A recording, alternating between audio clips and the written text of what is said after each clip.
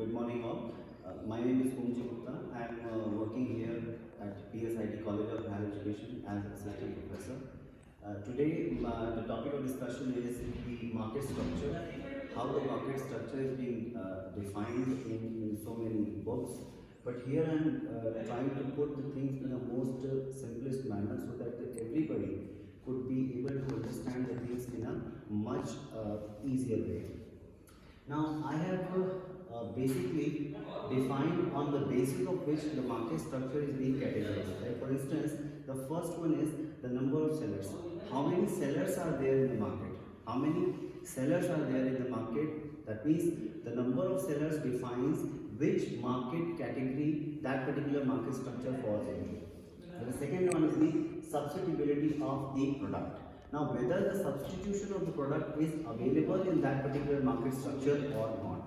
If the substitutes are available, then the product and the market particularly comes in a different section. If the substitutability is not available, then the market comes under the different section. The third one is the ease of entry and exit from the market.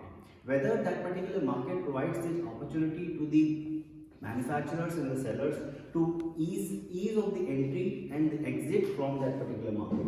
So that particular criteria is also there. The fourth criteria is market power of individual seller. Now whether the particular seller has power to decide a particular price of his product or not. Like for instance, in most of the market recently what we are seeing is most of the manufacturers and the retailers, they are not the price maker, they are the price takers from that particular market. So that particular thing, that particular aspect also decides which particular market we are talking about and what particular market structure that particular product falls into. Now here I broadly discussed four important market structure.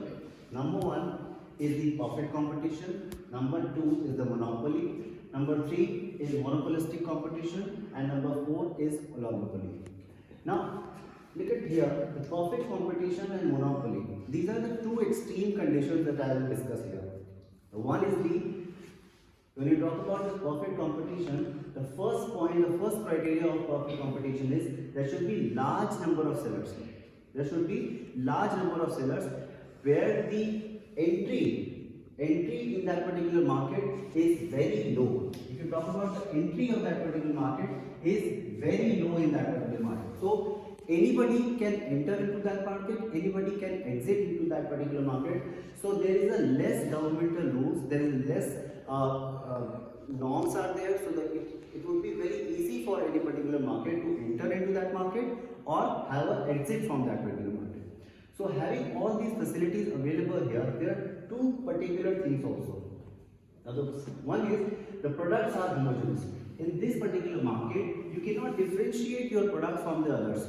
So everybody is manufacturing same or the other kinds of product. So the same particular product is available from different manufacturers in that particular market. So a product is homogeneous in nature.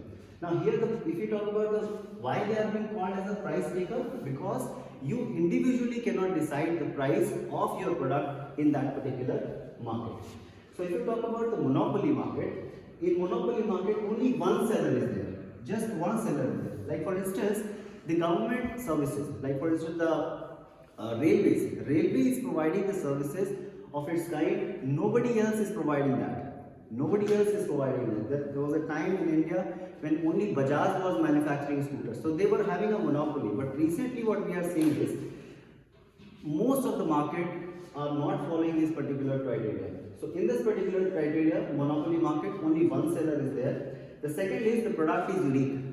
The product is unique because nobody else is manufacturing that particular product.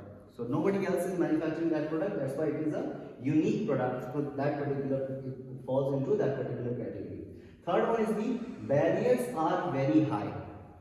Now when we talk about the barriers are very high, that simply means that entering into that particular market or exiting from that particular market costs you a lot. So it has a governmental rules, governmental norms, or there is a need of large investment in that particular market. So there is a huge problems are there. So basically only those manufacturers are in that particular market where the entry and exit of that particular market is very difficult for the manufacturer. That's why this market is being called a monopoly. Fourth one is the price makers. Because they are unique, providing unique products, entry into that particular market is very difficult. They are the only seller in that particular market, so they are offering a very high price most of the time. So they are the price maker. If we talk about the third one, that is the monopolistic competition, there are large number of sellers. Here we talk about the large number of sellers. The second one, here also we have the large number of sellers. Second point is product differentiation happens here. So if you talk about the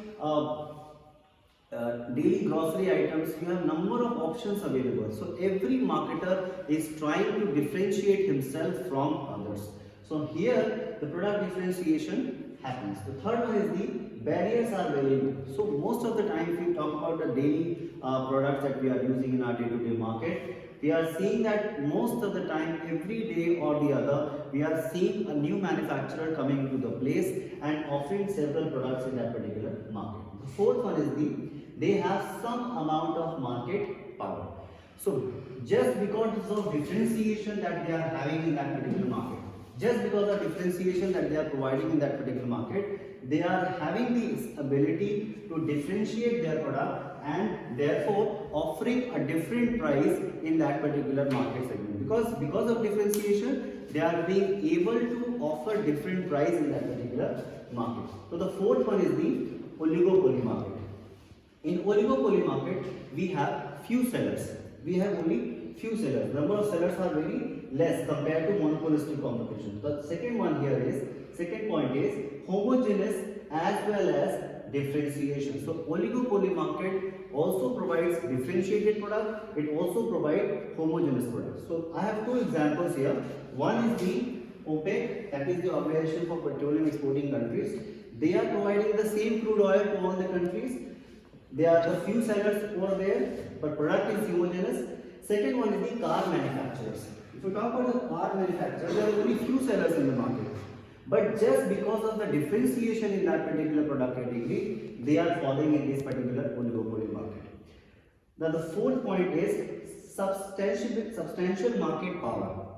Now if you are having these particular conditions or advantage to you, that is homogeneous product and differentiation. Now if you talk about the car manufacturers, they are having this differentiation category over there.